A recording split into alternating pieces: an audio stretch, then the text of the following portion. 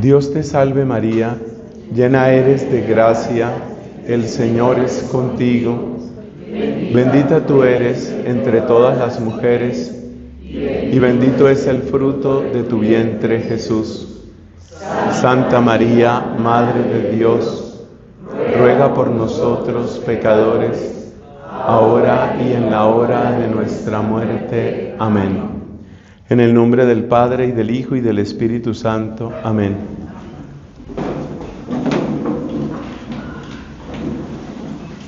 Hermanos queridos, creo que todos nos hemos dado cuenta de cómo hay circunstancias y también hay personas en donde se necesita empujar. Muchos papás, por ejemplo, viven eso con los hijos. Vamos a misa, una mala cara. Vamos a la oración, una mala cara. Toca empujar. Y lo vivimos de muchas maneras y nos pasa a todos. El que diga que no le sucede eso nunca está mintiendo. ¿Por qué a veces toca empujar o toca jalar a las personas y en otras ocasiones como que el motor está adentro? En el fondo, esa es la pregunta que queremos responder aquí. ¿Por qué muchas veces le damos a Dios como un pedacito, lo que no me estorbe, lo que no me cambie mis planes, lo que no se meta mucho conmigo? Y en cambio conocemos otras personas, o tal vez nos ha pasado a nosotros mismos, en que sentimos como esa fuerza para hacer las cosas, esa alegría. ¿Cuándo fue la última vez que tú sentiste ganas de hacer algo por Dios? No que te lo haya dicho otra persona, no que te lo haya dicho el sacerdote, o tu papá, o tu mamá, o un amigo. ¿Cuándo fue la última vez que tú, con la edad que tienes? Creo que en esta asamblea, la persona más joven que alcanzo a ver es mi amigo Jacobo. Entonces yo pregunto, no para que me respondas aquí, sino más bien para que lo pienses. ¿Cuándo sentiste tú ganas de hacer algo por Dios? Hacer una oración o leer de la palabra de Dios o compartir un testimonio. ¿Cuál es ese misterio que hace que algunas personas sí quieran y otras personas no quieran?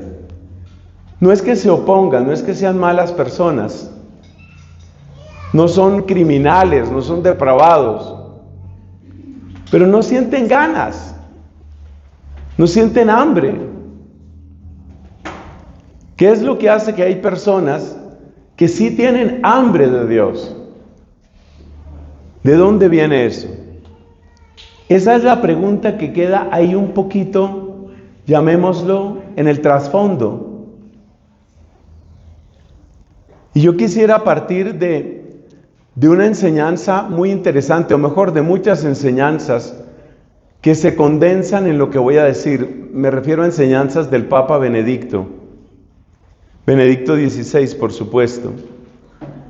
Benedicto nos enseña que la fe no es un armazón de ideas, aunque hay algo maravilloso que se llama teología.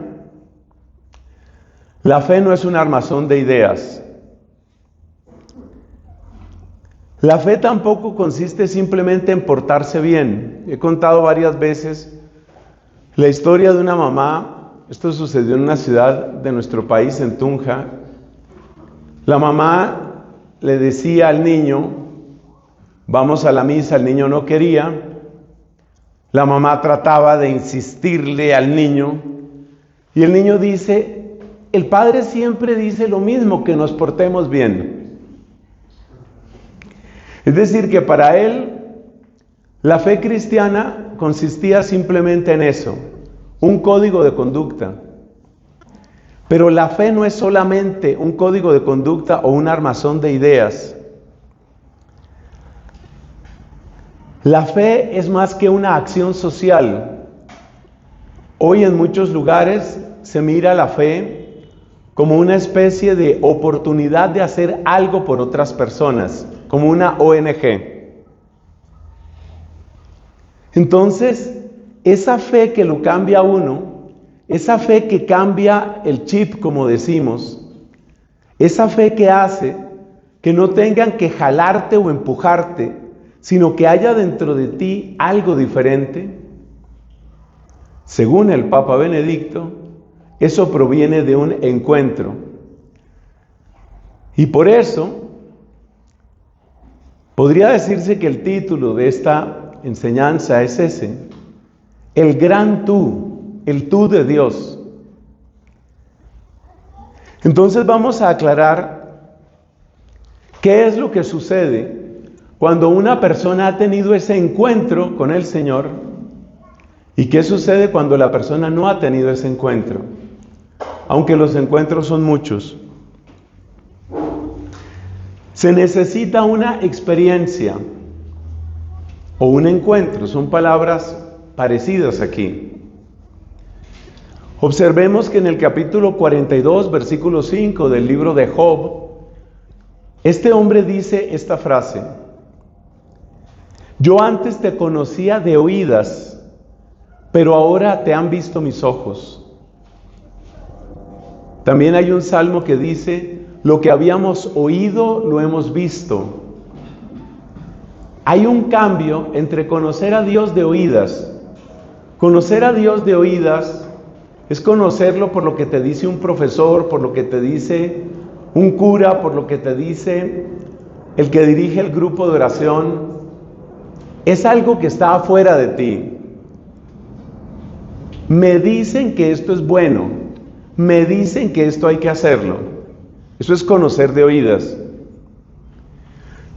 Cuando Job dice, ahora te han visto mis ojos, se refiere a un nivel de encuentro, a un nivel de experiencia que lo cambió a él, le cambió la manera de pensar. Y en el fondo el propósito de todo lo que les voy a decir en esta oportunidad es que quien haya tenido ese encuentro lo renueve. Y el que no siente que ha tenido ese encuentro, lo pida, lo suplique, lo busque. Porque es ese encuentro lo que hace que uno cambie. ¿Me he encontrado con el Señor? Mire, ahí por ejemplo se nos fue una persona. Tratemos de que no se vaya. Es eso. Es la persona que está forzada. Pero entonces, la dificultad que uno tiene como papá, como predicador, como sacerdote es, ¿qué hago? ¿Dejo ir a la persona? No la puedo obligar. Pero si la dejo ir, ¿cómo se encontrará? ¿Cómo tendrá ese encuentro? Y por eso nosotros necesitamos mucha oración y mucha sabiduría de Dios. Porque no podemos obligar, pero tampoco podemos entregar a nuestros amigos, a nuestros parientes, entregarlos al enemigo, entregarlos al mundo. Job tenía un conocimiento de oídas, como te puede pasar a ti con tus papás, sobre todo con tu mami.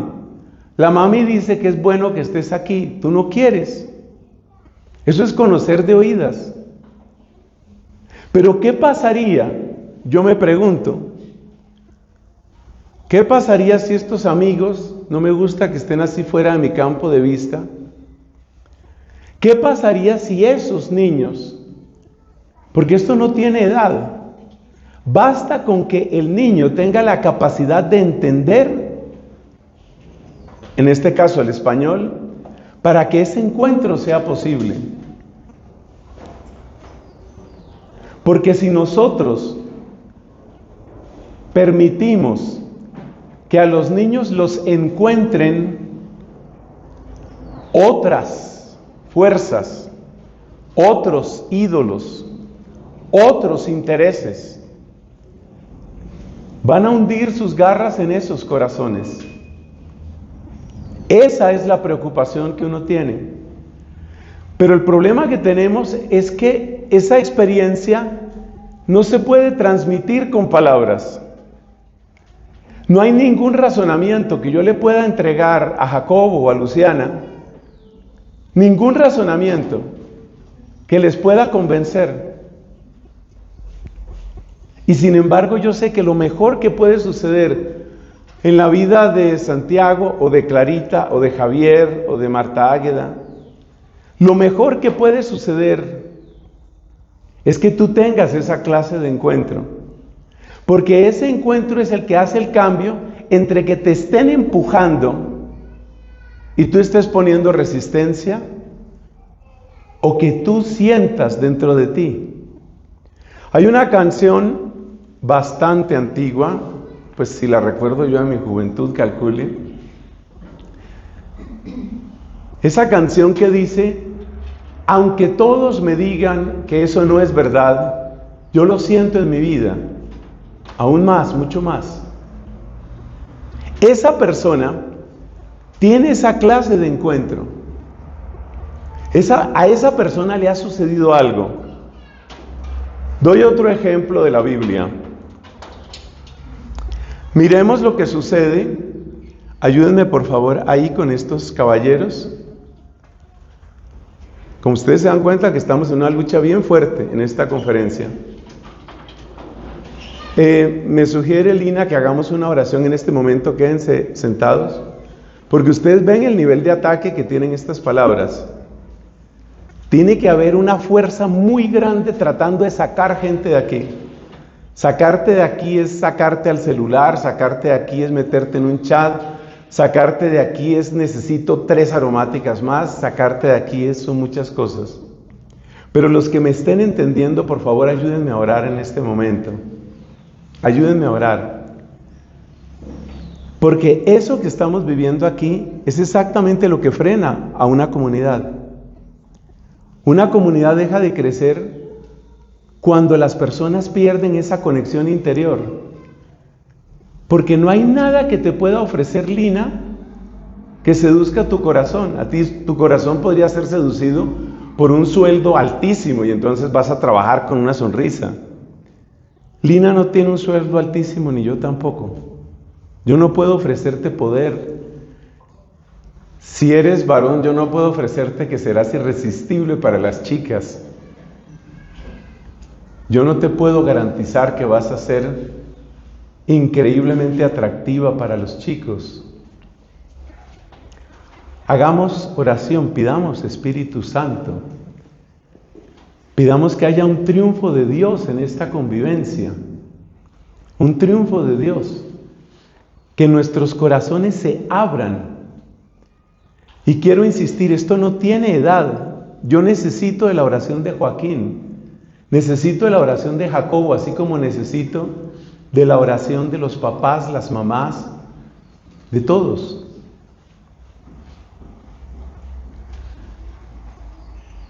Ángeles de Dios, que en las alturas del cielo veneráis al Altísimo, y en los caminos de la tierra sois ministros de su providencia para con los hombres.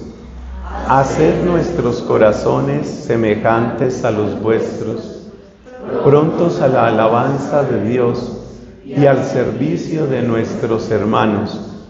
Por Jesucristo nuestro Señor. Amén. Así como yo no puedo inyectarte fe, tú tampoco te puedes dar fe a ti misma, a ti mismo. Lo que tú puedes hacer es tratar de evitar lo que te saque de aquí.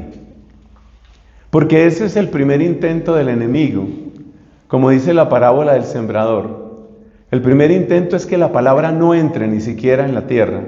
Por eso la imagen de los pájaros que se llevan la semilla. Entonces la parte que tú puedes hacer es, voy a tratar de poner aquí mi atención, voy a tratar de entender. Los habitantes de Sicar, en Samaria, que era donde estaba esta mujer con la que Cristo se encontró, capítulo 4, tuvieron una experiencia que aquí también la describe la Biblia. Está en los versículos 41 y 42. La historia es que esta mujer, que era una mujer que llevaba una vida muy complicada porque ya había tenido varios esposos, esta mujer se encuentra con Cristo y las cosas cambian. Y cuando esta mujer tiene ese encuentro y las cosas cambian, ella, superando sus propios miedos, va y cuenta a la gente del pueblo: aquí hay un hombre que me ha dicho todo lo que yo he hecho, ¿no será el Mesías? Esa voz de ella tuvo gran impacto, y en los versículos 41 y 42 encontramos esto: creyeron muchos más por la palabra de él, de Cristo, y decían a la mujer: ya no creemos solamente por tu dicho, porque nosotros mismos hemos oído y sabemos que verdaderamente este es el Salvador del mundo. Entonces, cuando yo pienso en todos estos amiguitos que estoy mencionando aquí, siempre con mucho respeto y cariño, como mi amigo Jacobo, pues yo pienso eso. No es creer por la palabra de Zuli, no es creer por la palabra de Mario, de Fray Nelson o de Lina. Es creer porque yo mismo lo he escuchado. Es creer por eso. Yo mismo lo he escuchado. Y sé que verdaderamente Él es el Salvador del mundo, el Cristo. La primera carta de Juan dice: hemos conocido el amor de Dios y hemos creído en Él. Y ese conocer el amor de Dios, pero conocerlo uno, no que lo conozca, repito siempre lo mismo, mi mamá, mi profesor, mi catequista o el sacerdote, ese conocerlo uno, eso es lo que cambia las cosas. ¿Qué sucede cuando conocemos solo de oídas? Pues cuando conocemos solo de oídas, pensamos que podemos escondernos, como hicieron Adán y Eva. Como quien dice, pensamos que hay momentos en que yo puedo poner en pausa mi fe. Si estoy así en una convivencia y la gente está rece y cante que cante, bueno, entonces aquí pues está bien, ok, no voy a pelear con todo el mundo, soy católico, ya está. Pero luego si estoy en otro ambiente, pongo pausa. Le pongo pausa a mi fe, porque ahora estoy con mis amigos, porque ahora estoy con mis negocios. Hace poco hablaba con un caballero muy católico, supuestamente, y creo que su intención es muy recta. Él quiere buscar un puesto público en las próximas elecciones, tiene aspiraciones electorales. Pero ustedes saben cómo funciona eso de la política, hay que hacer alianzas con mucha gente. Entonces él me decía con quién no haría alianza y con quién sí haría alianza. Le preguntaba por qué eso. Porque hay personas que tú descartas y otras personas que no. ¿Por qué frente a algunas personas tú le pones pausa a tu fe? Pones pausa. Concretamente, él tiene la idea de que puede aliarse con algunos grupos protestantes y eso le va a subir la votación. Entonces, ahí puedo yo poner pausa. Le pongo pausa a mi fe. Hay personas que tienen áreas de la vida en las que ponen pausa. Por ejemplo, se le pone pausa a la fe cuando estoy con los amigos y me voy a tomar unos tragos. O se le pone pausa a Cristo cuando estoy con mi novio, cuando estoy con mi novia y simplemente quiero divertirme, quiero estar a gusto, quiero pasarla bien. Entonces, cuando uno conoce solo de oídas, la fe tiene pausas. Mientras me estén viendo, mientras me estén vigilando, ahí soy bueno, ahí me porto bien, ahí soy piadoso. Ahí tomo un micrófono y digo, yo soy de Cristo, yo pertenezco a familia espiritual. Pero la pregunta es, si cuando estás con otra persona, ¿qué pasa contigo? Cuando uno conoce a Dios solamente de oídas, uno cree que puede negociar con Dios. Hay partes que aplican y hay partes que no aplican. Por ejemplo, me gusta lo de la fe, pero no me gusta confesarme.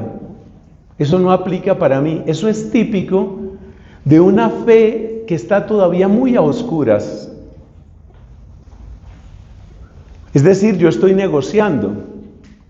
Mucha gente negocia su fe en el tema de los negocios económicos, de donde deriva su sustento. Entonces, ahí no aplica lo mío. ¿Por qué? Porque estoy en otro cuento, estoy en otro campo. Ya usted se va dando cuenta para dónde va esto.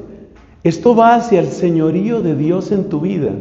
¿Quién es el que manda en tu vida? Pero en las 24 horas de tu vida y en todos los lugares donde estás. Cuando una persona tiene una fe de oídas, en el fondo se concentra en que seamos buenas personas. Eso se llama buenismo. Que seamos gente decente. Hay dos palabras que las he citado otras veces. Dos palabras en inglés que identifican muy bien ese comportamiento. To be a decent person. To be a nice person.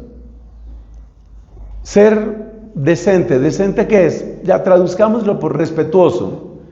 Y to be nice, ¿qué significa? Ser buena persona, ser agradable. Entonces, para muchas personas lo único que interesa es ser respetuoso y ser agradable.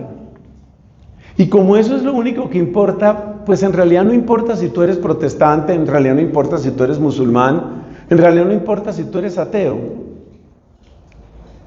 Algunas veces, hablando por ejemplo con profesores, uno les hace esta pregunta: ¿entre tus estudiantes todos son católicos? No, por supuesto que no, hay mucha gente que no. ¿Te duele eso? Lo miran a uno como, ¿por qué me tendría que doler? ¿Se te duele? A veces hago el ejercicio, no es todo el tiempo, pero entre tantos transportes que uno tiene que tomar, de bus, de tren, de avión, a veces yo me hago esas preguntas. Cuando voy, por ejemplo, en un bus me hago esa pregunta: de los que están aquí, ¿quiénes son de Cristo? ¿Me duele los que no son de Cristo? ¿O estoy metido solamente en mi cabeza y en mis negocios? En la empresa en la que yo trabajo, ¿quiénes son de Cristo? Yo solo he conocido una persona, debe haber muchas más, pero una persona que me ha dicho expresamente: me duele que mis compañeros de trabajo no aman a Dios. Eso me lo ha dicho una sola persona con esa frase en toda mi vida. Pero eso es lo propio de la persona que vive con el Señor, de la persona que no tiene una máscara que se pone cuando está en el grupo, cuando está en la comunidad. La persona que conoce a Dios únicamente de oídas, siempre le pone límites al tiempo que me va a demandar Dios, al dinero que le voy a meter a esto, a las fuerzas. Estamos, como dice San Pablo en 1 Corintios 13:5, estamos siempre llevando cuentas. Y es muy interesante que te hagas esta pregunta: ¿cuándo llevas cuentas y cuándo no? Si tú estás con tus amigos del alma, ¿tú llevas cuentas? Si tú estás con la persona que te gusta, ¿llevas cuentas? Es muy bueno hacerse esa pregunta: ¿cuándo llevamos cuentas? Porque cuando tú apagas el reloj, estás en el centro de tu amor, estás en tu corazón. Cuando tú apagas el reloj, Si tú pones el temporizador, que sería la palabra más justa para usar aquí, muchos de nuestros celulares, creo que todos, y muchos relojes tienen temporizador. Y el temporizador es eso, las cuentas que tú llevas.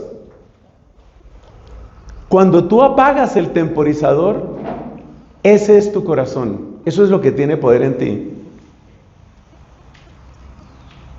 ¿Estás con unos amigos fantásticos? ¿Tú pones temporizador? No. ¿Estás viendo el partido que te encanta porque te gusta el deporte, porque estás en el estadio con el equipo? ¿Tú llevas cuentas ahí? No. ¿A qué le pones temporizador y a qué no le pones temporizador? Y esto vale para muchas cosas, porque a veces incluso las personas que supuestamente amamos o deberíamos amar, también le ponemos temporizador. Hay personas que se cansan del esposo, que se cansan de la esposa. Todos tenemos para crecer en esto. Esto no es fácil. Ser cristianos, ser de Cristo en todo, no es fácil. Entonces, eso de las cuentas es algo que a mí me ha impactado mucho. 1 Corintios 13:5. ¿A qué le pongo temporizador? Cuando la estoy pasando bien, no pongo temporizador. Bueno, alguien dirá, ¿pero cómo hago? Pues lo que uno hace es ser sincero, lo que uno hace es darse cuenta, ese ejercicio lo tengo que hacer yo muchas veces a la semana, darse cuenta uno de lo mediocre que uno es, mediocre en la fe, mediocre en el amor, tener una actitud humilde y hacer alguna oración. Porque eso no se puede hacer simplemente a fuerza de obligarse uno. Como quien dice, ya no me obliga mi mamá, pero ahora me voy a obligar yo. El solo hecho de que te des cuenta de que tu nivel de amor es bajo, el hecho de que te des cuenta de que le pones temporizador a todo lo de Dios, eso ya es un gran descubrimiento. Un último síntoma de que estamos en ese nivel de conocer a Dios solo de oídas. La pregunta de San Pedro en Mateo 19, 27, 30. Mateo 19, 27, 30. Señor, nosotros lo hemos dejado todo y te hemos seguido. ¿Qué nos va a tocar? Es la pregunta por mi pedazo. ¿Yo qué saco con esto? ¿Yo qué saco con este servicio? Y en esto caemos muchos. Una vez me decía un obispo con tristeza, me decía de un plan pastoral que él quería, pues, implantar en su diócesis. La razón de esa conversación es por un retiro que yo tenía con los padres de esa diócesis. Y me decía, aquí hemos intentado con tal plan pastoral, pero ese plan pastoral implica que el sacerdote tiene que reunirse con pequeñas comunidades. Y el problema que tenemos, decía el obispo, es que esas reuniones no dan dinero. Cuando el sacerdote celebra una misa, pues hay algo que se llama estipendio. No es mucho dinero, pero es dinero. Pero hacer una reunión donde no hay ningún dinero, eso cuesta. Es decir, cuando uno está con la pregunta de Pedro, ¿qué me va a tocar a mí? Es decir, ¿cómo gano yo aquí? Esa es la pregunta típica de un amor mediocre. Es la pregunta típica de un amor tibio, de un amor de oídas únicamente. ¿Qué me va a tocar aquí? ¿Qué es lo que yo voy a ganar con esto? Y eso, que se lo aplicamos a Dios, eso también lo aplicamos al prójimo. Y por eso, en una comunidad, casi sin darse cuenta, uno empieza a escoger a qué personas trata y a qué personas no trata.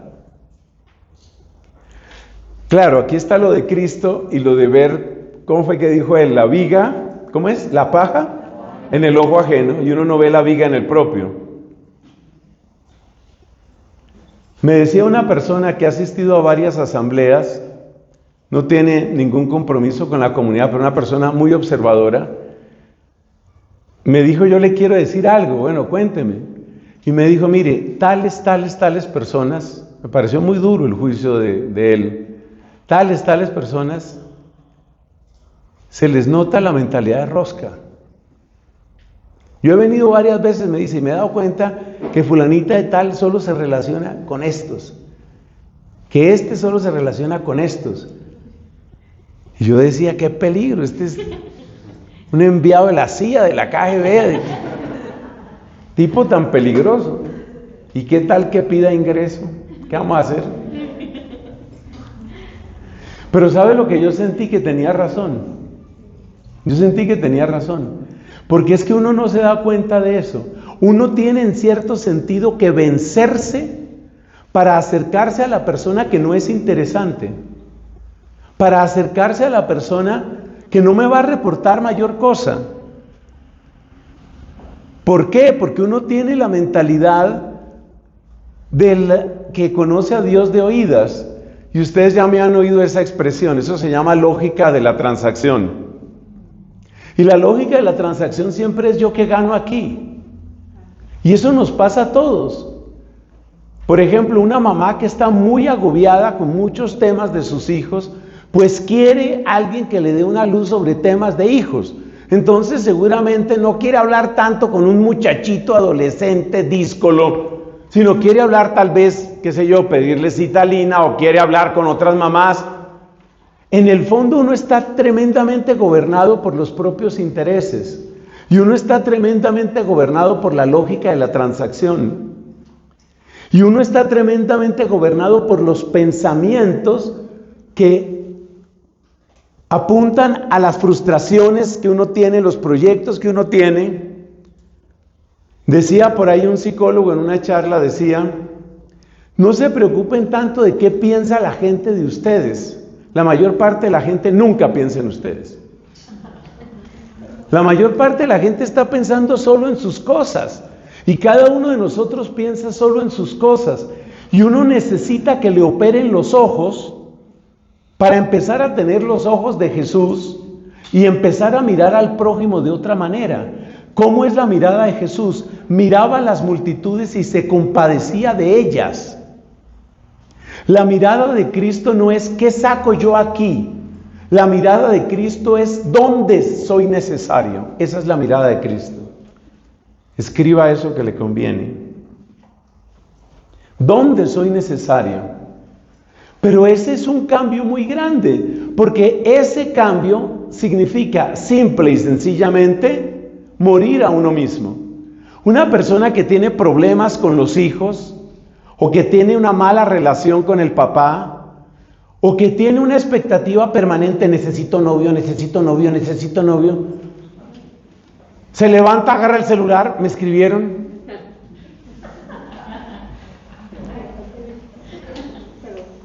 Necesito novio, necesito novio. Esa persona tiene eso en la cabeza todo el tiempo, todo el tiempo. Entonces, necesito novio, entonces aparece un ancianito. Quite, usted no sirve, quite. Uy. No sirve, no me interesa. Tengo problemas con mis hijos, ¿quién me ayuda con mis hijos? ¿Quién me ayuda con mis hijos? Usted no me interesa, usted no me va a ayudar con mis hijos. Cada uno vive metido en sus problemas. Entonces la transformación que trae Cristo, la transformación que trae el Señor cuando llega a nuestra vida, es que empieza a cambiar nuestros ojos y empieza a cambiar nuestra mente. Por eso decía San Pablo, transfórmense por la renovación de su mente. Romanos 12. Ahí empieza uno a tener la mente de Cristo. ¿Y cuándo pasa eso? En todas las edades. Usted puede encontrarse unos egoísmos brutales, pero brutales, en niños y en niñas de 6 años, pero brutales. La otra vez me encontré una definición de qué es un psicópata. Un psicópata es un adulto que conserva rasgos típicos de los 6 años. ¿Cómo así? Bueno, usted mire cómo se expresan algunos niños y algunas niñas de 6 años. ¡Que se muera! Hay niñas de 6 años que quieren la muerte de una compañerita. Entonces, ¿qué es lo que pasa con el psicópata? Que luego tiene 35, 40 años y sigue diciendo que se muera y se acaba el problema. Fíjese lo que decían de José Stalin. El lema de José Stalin es: se muere la persona, se acaba el problema. La solución siempre es matar a las personas. Ese es un psicópata, como era José Stalin. Entonces uno vive metido únicamente en su mentalidad, únicamente en sus problemas. Y hay niños metidos únicamente en sus problemas, pero no son todos los niños. Cuando usted mira la edad que tenía Francisco, que tenía Jacinta, que tenía Lucía, Lucía era la mayor, entiendo que tenía 13 años cuando las apariciones de la Virgen en Fátima. Francisco debía tener 10, 11 años. Y Francisco era un niño que tenía unos 10 años y estaba pensando en la salvación del mundo. ¿Por qué nos hemos acostumbrado? ¿Por qué hemos normalizado el egoísmo de los niños? ¿Por qué hemos normalizado el egoísmo de los jóvenes? ¿Por qué eso se volvió normal? ¿Por qué se volvió normal que un adolescente solo piense en sí mismo, en sus hormonas, en que me salió un granito? ¿Por qué eso tiene que ser lo normal? Porque estamos en la lógica de la transacción, porque estamos metidos en nuestro egoísmo. Muy distinta es la situación cuando conocemos a Dios por experiencia, cuando hemos tenido un encuentro con su gracia. Fíjate la expresión que dice el Salmo 139, que lo cantamos, ¿no? A ver, así en frío, ¿qué tal sonará ese canto? Señor, tú me sondeas. Señor, tú me conoces. Tú penetras mis pensamientos, mis palabras y mis razones. Y si voy al fondo del mar, o si voy hasta el cielo azul, tu derecha allí me alcanzará,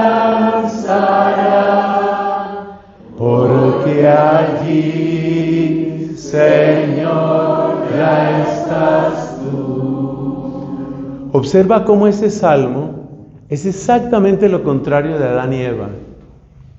Adán y Eva, cometido el pecado, que fue, ya sabemos, fundamentalmente de desobediencia y de soberbia, ellos corren a esconderse. Ellos creen que unas hojas de unos árboles les van a tapar, les van a ocultar de la mirada divina. Mira lo que dice el Salmo: tú me sondeas y me conoces. No tiene sentido tratar de huir. El que ha tenido un encuentro con Dios no se esconde, no esconde nada, sobre todo no esconde sus llagas. Eso es lo maravilloso que hace Cristo, que venga Él y reine en esta asamblea y que reine en esta comunidad. Porque veo que hay cosas maravillosas que ha hecho Cristo, pero también veo todo el camino que nos falta por recorrer. Eso es lo maravilloso que hace Cristo. Y yo necesito que Cristo esté en mí en este momento, en mis palabras, en mi corazón, porque solo Cristo te puede convencer, yo no. Solo Él te puede convencer. La gente le decía a Cristo: mira, estoy leproso. Eso es lo que necesitamos. Dios no te necesita perfecto. Dice la Escritura que Él encuentra defectos incluso en sus ángeles. Defecto en el sentido original de defecto. No es perfecto, no es pleno, no defecto moral. Si Dios encuentra defectos en los ángeles, Él no espera que tú seas perfecto, pero sí espera que tú dejes de huir. Y eso es lo que encontramos aquí. Eso es exactamente lo que encontramos en ese salmo. Tú me sondeas y me conoces. La persona que ha tenido este encuentro con Cristo entra en la lógica del todo o nada, la que le fascina a una criatura que tengo por aquí cerquita. Pero claro, la fascinación de uno es primero una fascinación intelectual. Eso tarda tiempo en volverse vida. Pero es esa lógica, la lógica del todo o nada. Eso fue lo que le cansó a San Agustín. San Agustín se dio cuenta que él a ratos buscaba la sabiduría, a ratos buscaba la felicidad, a ratos buscaba la belleza en su estado puro y otras veces buscaba la belleza de un cuerpo femenino bien deseable. A ratos. ¿Cuándo vendrá ese día en que nos cansemos de ser a ratos? Ese día en que uno se canse de ser varias personas, ese día en que uno sienta el atractivo potentísimo de ser una sola persona, en todas partes, a todas las horas. Eso es la lógica del todo o nada. Pero yo no tengo eso, pero yo no puedo alcanzarlo, ni yo tampoco, hermano, ni tú ni yo.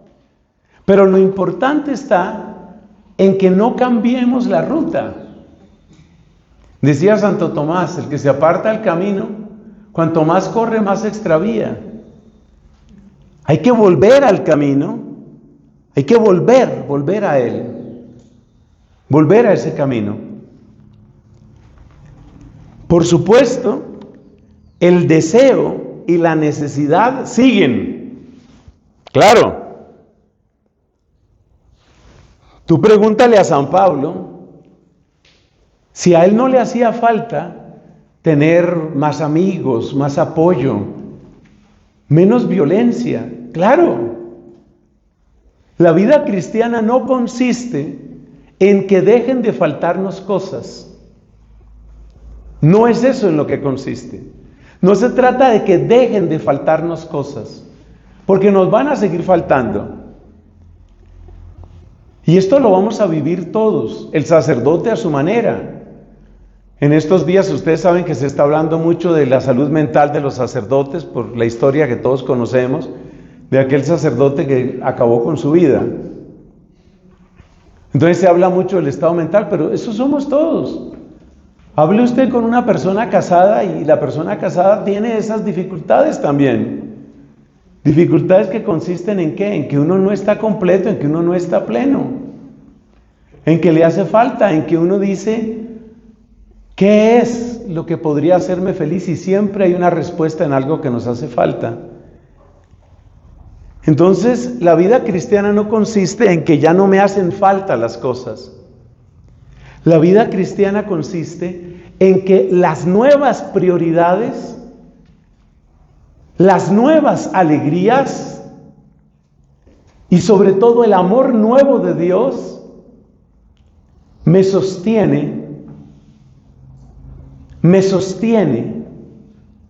Nosotros somos personas sostenidas en el bien y nuestras vidas son como milagros. Un noviazgo bien vivido, hace poco hablábamos sobre el noviazgo, ¿no? Un noviazgo bien vivido, un noviazgo que sea agradable a Dios es un milagro. Un papá que sepa ser papá es otro milagro. Un joven que no se deje arrastrar por todo, por Dios, todo lo que quiere arrastrar hoy a la juventud es un milagro. La vida cristiana consiste en ser milagros que caminan. Milagros. Que una persona, por ejemplo, esté sola y no esté por ahí buscando con quién fornicar. Es un hombre separado y no está buscando con quién fornicar. Es un hombre casado y tiene 1000 tentaciones, pero es perfectamente fiel a su esposa. Es una mujer que tendría conocimiento y lengua para murmurar de medio barrio, pero no lo hace y prefiere tener una palabra de caridad. Eso es un milagro. Y eso es lo que hace la presencia de Dios en nosotros. Y el que no esté aspirando a hacer milagro, se convierte en carga para los demás. La manera más sencilla de vivir el matrimonio es buscar ser un milagro y que tu esposo o tu esposa busque ser un milagro. Nadie la tiene fácil. Nosotros somos milagros y cuando se canoniza una persona, cuando se canoniza a Carlo Acutis, cuando se canoniza a Pier Giorgio Frassati, ¿qué se canoniza? Que esa vida parecía imposible. Yo no tengo otra cosa para proponerte. Yo solo puedo proponerte que seas una vida imposible. Eso es lo único que te puedo proponer. Que seas una vida imposible. Pero esa vida, como es imposible, y eso lo dijo Cristo, eso no lo dije yo. Cristo dijo, para el hombre es imposible. Dios todo lo puede.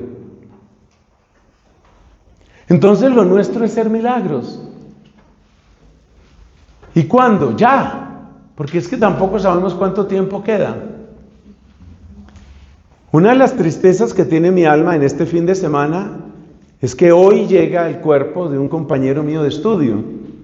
Murió de 65 años de edad. No nos separan muchos años. ¿Cuántos años me quedan a mí?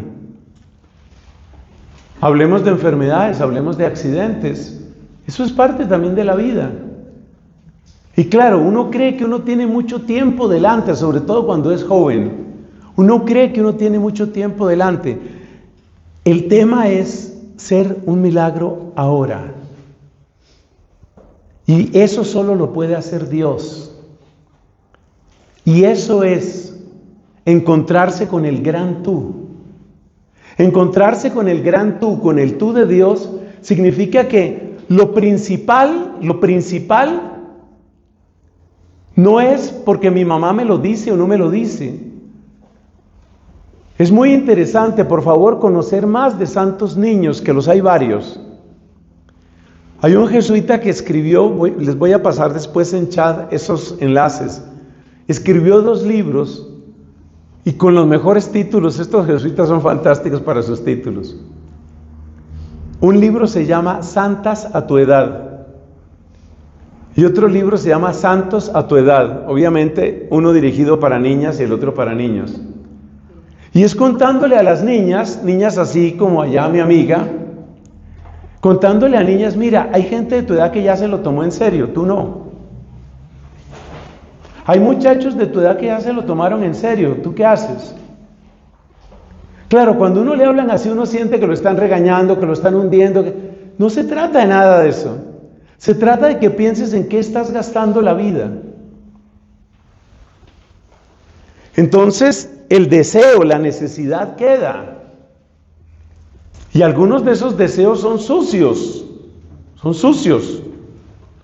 Algunos de esos deseos son deseos de venganza. Son deseos de impureza, son deseos de trampa. Hay personas que son buenas para mentir, hay personas que son buenas para hacer trampa. ¡Buenas! ¡Les funciona! Si tú eres de esas personas que es buena para decir mentiras, si tú eres bueno para hacer trampa y no lo haces, ese es el milagro en ti. Ese es el gran tú en ti. Porque es que Francisco y Jacinta, subrayo estos 2 que ya están canonizados, no hacían las cosas porque mi papá o porque mi mamá. Ellos se habían encontrado con el gran tú. Primero con María Santísima.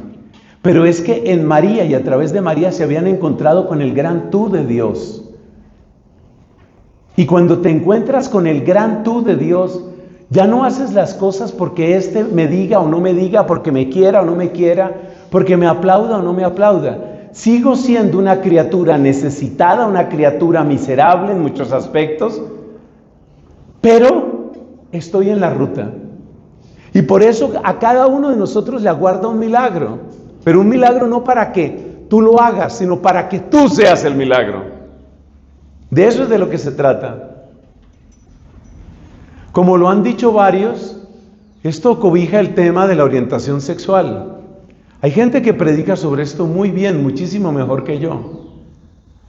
Hay personas que tienen una fortísima orientación sexual que desde una mirada objetiva es torcida, porque tienen un deseo sexual abrumador de tener algo con niños o con niñitas, porque tienen un deseo sexual abrumador de buscar personas casadas. Hace un tiempo se confesaba conmigo un señor ya mayor, él, y me decía, no sé por qué siempre he tenido una obsesión con las mujeres casadas. Creo que es como una manera de demostrar que soy más fuerte que cualquiera.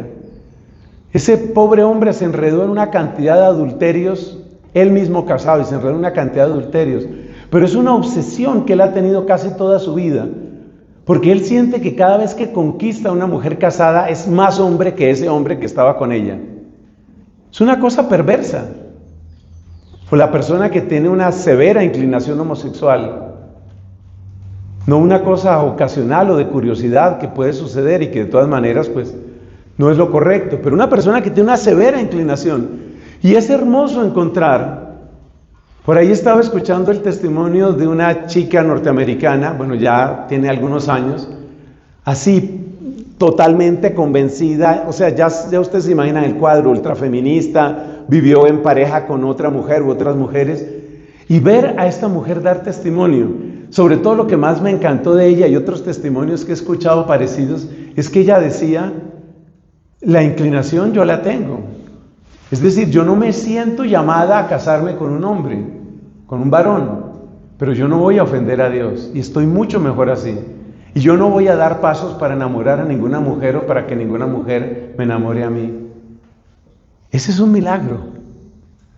Ese es un milagro. Y ese es el milagro que Satanás quiere impedir.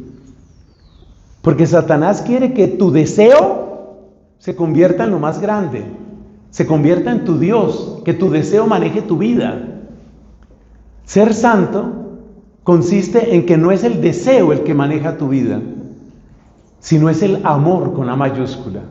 A mí no me gobierna el deseo, a mí me gobierna el amor, pero amor con A mayúscula, no ese amor de love is love y esas cosas. A mí me gobierna el amor, es el amor el que me gobierna. Por eso nuestros hermanos jesuitas, que muchísimos han sido grandes directores espirituales, siempre le enseñan a la gente, en el fondo lo mismo de Catalina, conoce tu celda interior y conoce cuál es tu defecto dominante, porque en tu defecto dominante está la gran victoria de Cristo, porque en tu defecto dominante está el nombre del milagro que tú vas a hacer. Cuando una persona, por ejemplo un chico, siente que tiene una atracción total, absoluta, intensísima hacia los hombres, y él dice, yo no voy a darle curso a eso, yo no voy a dañar a nadie, no quiero que nadie me dañe tampoco. Ese es el nombre del milagro para esa persona. Y por eso Satanás quiere destruir eso. Satanás quiere que te gobierne tu deseo, el que sea tuyo. Cada uno de nosotros es distinto. Para otras personas ese deseo será ser importante, ser poderoso o cosas así. Yo no sé cuál es tu deseo. Pero ese deseo que tú tienes y que tú sabes que es perverso, y que tú sabes que va en contravía de Dios, ese es el nombre del milagro para ti. Y hay milagros que son espectaculares, que son muy visibles, como son los martirios. Ver a una persona que la están torturando y no niega a Dios, eso nos impacta a todos. Pero hay mucho heroísmo callado. Y yo que conozco un poquito de los corazones de ustedes, yo sé que en muchos de ustedes hay semilla de milagro. Semilla de milagro hay en ti. Estoy seguro que en muchos de ustedes, pues de hecho en todos se enseña la fe católica, porque todos hemos sido llamados a ser santos, e irreprochables en su presencia por el amor.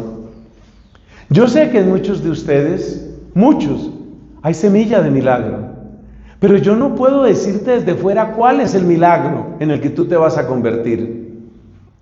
Hay una cosa que está clara: el milagro empieza con un rotundo no al pecado en todas sus formas. Siempre el milagro empieza ahí. No le voy a dar espacio al pecado en mi vida. Decía Santo Domingo Sabio, el niño santo, otro niño santo, murió de 14 y poquitos años, 14 y poquitos. Primero morir que pecar. El no al pecado es vital. Por consiguiente, las ofensas, las discriminaciones, los defectos del prójimo ya no son lo que gobierna mi vida. Eso no es lo que maneja mi vida. Que una persona me saca la paciencia. Sí, la paciencia nuestra no es infinita. Eso es verdad. Uno no tiene paciencia infinita. A uno se le acaba la paciencia. Sí, eso es cierto. Pero eso también es parte del milagro. Bueno, hablemos de ejemplos bíblicos de encuentro y con esto terminamos. ¿Por qué les comento estos ejemplos de encuentro? Porque inspiran. Dios no repite dos hojas de árbol. Y dentro de un mismo árbol no hay dos hojas que sean exactamente iguales. Así que no hay dos vidas exactamente iguales. Pero cuando uno escucha estos relatos, uno dice: me gusta, me inspira. Ya hemos mencionado varias veces a Adán y Eva. Paso a mi siguiente ejemplo. Abraham. ¿Qué pasó con Abraham? Abraham, dice la Escritura, fue llamado de la tierra de Ur. Yo tuve que pasar muchos años hasta darme cuenta de la profundidad que tenía esa frase. Porque en mi inmadurez, lo que yo me imaginaba es que Dios había llamado a Abraham cuando Abraham estaba en Ur.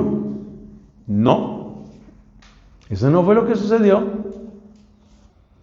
Y entonces, cuando Abraham estaba en Ur, que así se llamaba esa población, tierra del pueblo caldeo, cuando Abraham estaba en Ur, vivía el papá de él, que se llamaba Terah. Eso está en el capítulo 11 del Génesis. Ahí vivía el papá de él. Y el papá, según la usanza de esas culturas, era el que decidía para dónde va la familia. Y entonces el papá, Terah, decidió que ellos salieran de Ur y se fueran hacia el norte. El mapa más o menos es: salieron de Ur y se fueron hacia el noroccidente, hacia una población que se llama Haram. Cuando estaban en Haram, murió el papá, Terah. Solo cuando muere el papá de esta tierra, Abraham empieza a percibir con claridad la voz del Padre del cielo. Eso es interesante, por donde lo mires. Porque nosotros decimos que Dios sacó a Abraham de Ur, pero Dios no le habló a Abraham en Ur. ¿Quién manejaba la vida de Abraham, es decir, su residencia, su trabajo en Ur? Terah. Entonces Dios le habló a Abraham. ¿Cómo? Solo hay una respuesta: a través de Terah, a través del papá. Parece increíble porque ya Abraham era un hombre bastante mayorcito, según las cuentas del Evangelio. Según las cuentas de la Biblia, perdón. Ya era mayorcito. Pero a través del papá ya era Dios el que le estaba hablando. Y eso me llama mucho la atención. Porque nosotros podemos decir también eso. A través de Magda Consuelo, ¿quién sabe qué cosas le estará diciendo Dios al hijo de Magda Consuelo? Un día se nos va Magda Consuelo, pero no tenemos que esperar a que se vaya. No se angustie, Magda, por favor. Un día se va Magda Consuelo Y Dios también puede seguir hablando con el Hijo en Magda Consuelo. Entonces, es bien interesante el camino de Abraham. Cómo primero Dios le habló a través del papá, pero luego, faltando el papá, Dios le habla a Abraham. Y el encuentro de Abraham con Dios es impresionante, porque es un encuentro en la soledad, en la noche, en el desierto. Allá Dios le está hablando a Abraham. Es decir, Abraham, no me cuesta trabajo imaginarlo, Abraham parado en alguna de esas dunas del desierto en medio de la noche, mirando incontables estrellas, mirando esas estrellas, se encuentra con el gran tú. Se encuentra con Dios, ya no a través de Terach, sino podríamos decir de una manera más directa. Si hemos pasado por la juventud, que muchos ya hemos pasado por ahí, si hemos pasado por la adolescencia, sabemos que hay una serie de conflictos que todos hemos o muchísimos hemos vivido. Conflictos de no quiero que me gobiernen. Muy comprensible. Pero lo hermoso de esto es ver cómo Abraham finalmente se encuentra con el gran tú de Dios. Y el compromiso y la alianza de Abraham es con ese Dios, el Dios de la noche, el Dios de la soledad, el Dios del desierto. Y el corazón de Abraham es para ese Dios. Eso es lo que yo quisiera que sucediera en cada uno de nosotros. Que mi amiga Luz Marlene, que mi amiga María Caterine, que mi amiga Angélica se encuentre así con el tú de Dios, que tú puedas sentir que tu alianza, que tu compromiso, que tu pacto es con Él. Claro, caminamos con otros, caminas con tu pareja, caminas con tu familia, caminas con tu comunidad, pero tu compromiso es con Él, porque cuando tú te mueras, tu encuentro es fundamentalmente con Él. Jacob, que batalla durante toda la noche con un ser misterioso, eso salió en la misa de hace unos pocos días.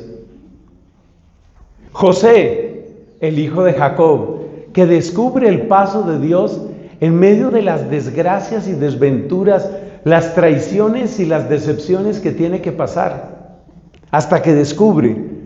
Y eso salió en la misa de ayer, de anteayer, cuando José dice, bueno, de hecho, me parece que en la misa de hoy, cuando José le dice a los hermanos, ustedes estaban buscando mi mal, pero Dios estaba buscando mi bien. Oiga eso. O sea, José logró ver por encima de la maldad de sus propios hermanos. Logró ver por encima. Imagínate que tú pudieras hacer eso en tu vida. ¿Cuáles son las decepciones tuyas? José estaba decepcionado de sus hermanos. ¿Cuáles son tus decepciones? Tal vez tu decepción es que no tuviste el papá que hubieras querido tener, o la mamá, o tus amigos, o un profesor, o un sacerdote, lo que haya sido. Pero esa capacidad de José, ¿de dónde le viene? José, el hijo de Jacob, de haberse encontrado con Dios. Entonces José se da cuenta que por encima, más allá y por encima de las voluntades humanas, se está realizando el plan de Dios. Y por eso José empieza a ser libre. ¿Libre? ¿Libre de qué? Libre del odio.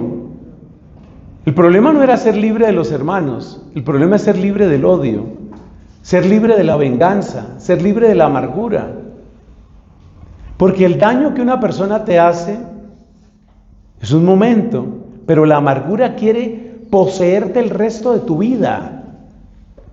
El resentimiento quiere poseerte el resto de tu vida. Eso que te hizo ese jefe o ese novio o esa esposa que te decepcionó, eso queda atrás en el tiempo. Pero valiéndose de eso, La amargura quiere meterse en tu alma, habitar en tu alma, vivir de ti. Eso es lo que quiere el enemigo. Quiere vivir de ti, quiere alimentarse de ti. Porque lo mismo que los virus, la amargura no puede existir fuera de un cuerpo. Si un día toda la humanidad, los 8,000 y más millones, miles de millones de personas que somos, si todos nosotros dijéramos no al odio, o dijéramos no a la amargura, o dijéramos no a la lujuria, esos pecados no pueden ya existir. El pecado no puede existir fuera de los corazones humanos. Entonces es impresionante lo de José, es impresionante, porque José se da cuenta que por encima de, está obrando Dios. Es un hombre libre, es un hombre auténticamente libre. Esa es la libertad que yo quiero para ti. Que nada de lo que te haga ninguna persona, nada tenga tanto poder como el poder de Dios en ti. Job descubre que es insuficiente lo que había aprendido sobre Dios. Otro ejemplo de soledad que me impacta es el de David. David, el rey David. Ustedes saben que David no era amado por su familia. El papá ni siquiera lo contaba como hijo. Estas experiencias las han tenido algunos de ustedes. El papá ni siquiera lo contaba como hijo. Ese era David. Pero no contento con descalificarlo como hijo, le puso un trabajo. ¿Y en qué consistía el trabajo? Pues a cuidar ovejas, que era de lo más humilde y sucio que había en aquella época. Entonces, lo desprecia y al mismo tiempo lo pone a trabajar. Ustedes no encontrarán un pasaje, un versículo de la Biblia donde aparezca David el amargado, donde aparezca David el resentido, donde aparezca David el vengativo. Y así fue toda su vida. Cuando más adelante unos descendientes, unos parientes, no descendientes directos, sino unos parientes de Saúl empezaron a insultarlo, esa es una escena impresionante. Estaba saliendo David de Jerusalén y unos parientes de David empezaron a maldecirlo y a lanzarle arenas y piedras. Y entonces Joab, el general de David, le pregunta: ¿quieres que vaya y mate a ese perro? Y David dice: no lo maten. Es impresionante cómo David no busca venganza. Pero no busca venganza no porque sea débil. No busca venganza no porque sea tonto, porque sea ingenuo, porque sea incapaz. No busca venganza porque es libre. Por eso no busca venganza, porque su corazón es libre. Y eso es lo que necesitamos. Y eso es lo que da tener a Dios, encontrarse con Dios. Eso es lo que da tener un corazón libre. ¿Qué tal Jeremías, que se siente seducido por Dios? ¿Qué tal Isaías, fascinado por la majestad divina? Y si nos vamos al Nuevo Testamento, les diré que cada pasaje del Evangelio es Dios encontrándose con alguien, porque es que el nombre de Jesús es encuentro. Escriba eso por ahí si le parece. El nombre de Jesús es encuentro. ¿Cómo se llamaba él? Emanuel lo llamó el profeta. ¿Qué quiere decir Emanuel? Encuentro, Dios con nosotros. El nombre de Jesús es encuentro. Y por eso los pasajes del Evangelio son pasajes de encuentro. Jesús que se encuentra con el Mateo.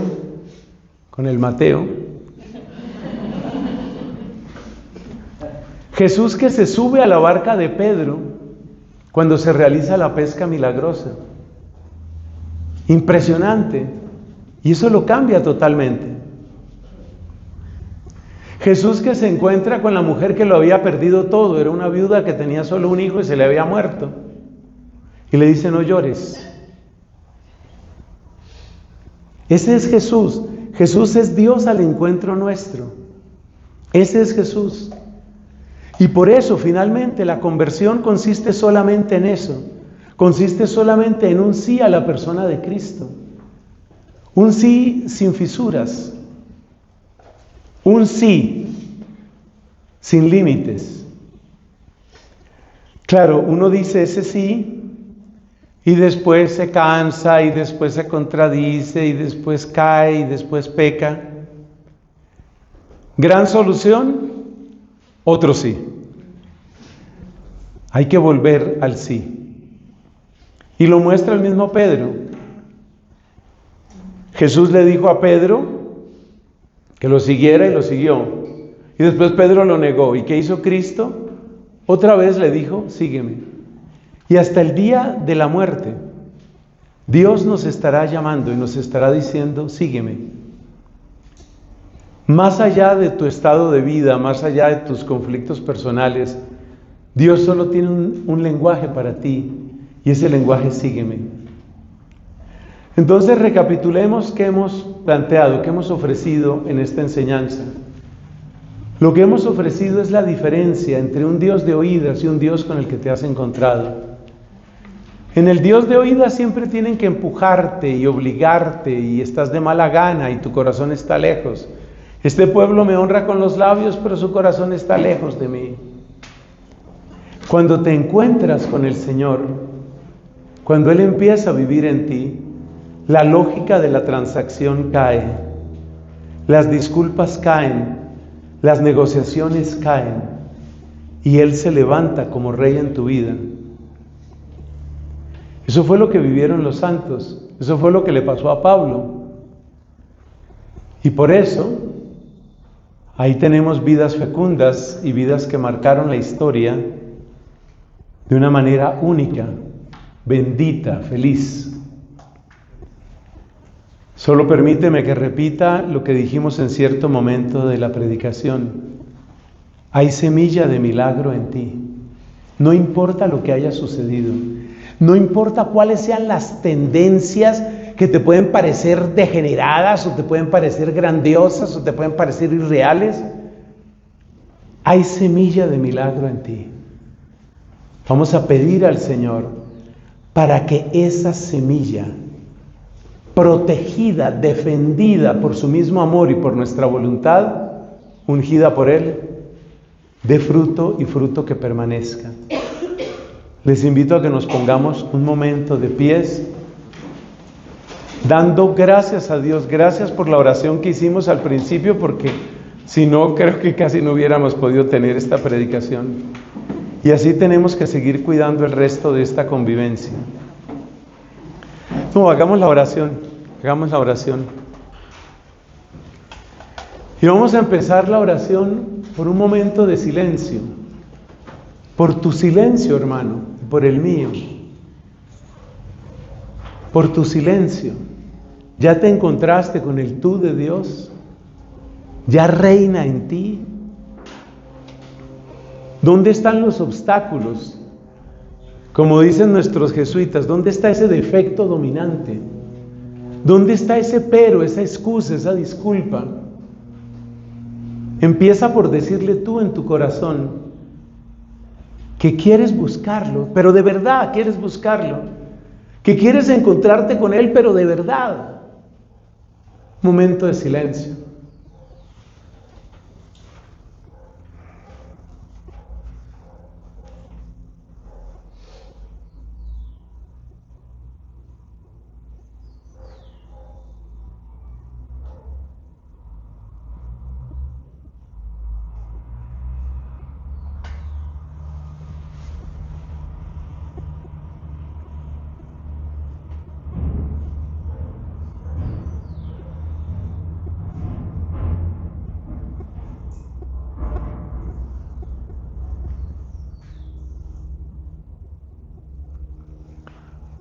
Ahora voy a hacer una serie de peticiones en favor de algunos grupos de personas que tenemos aquí mismo.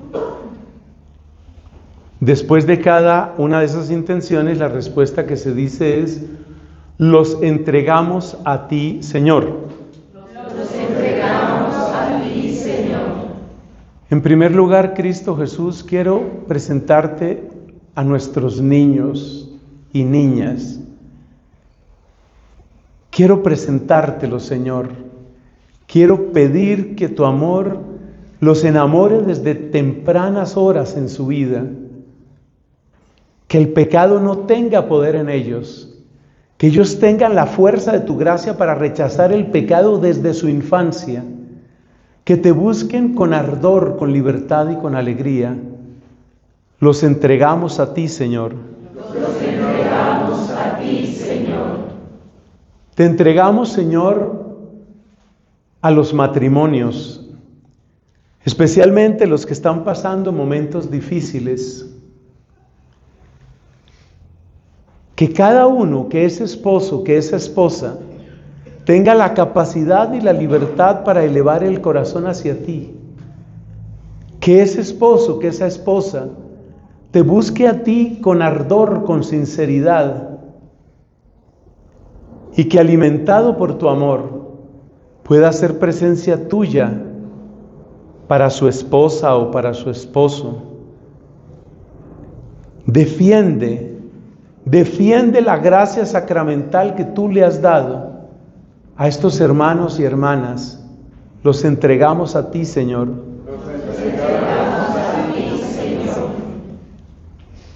Te presentamos, Señor, a nuestros jóvenes, muy particularmente a los que sienten un deseo vivo de formar un hogar.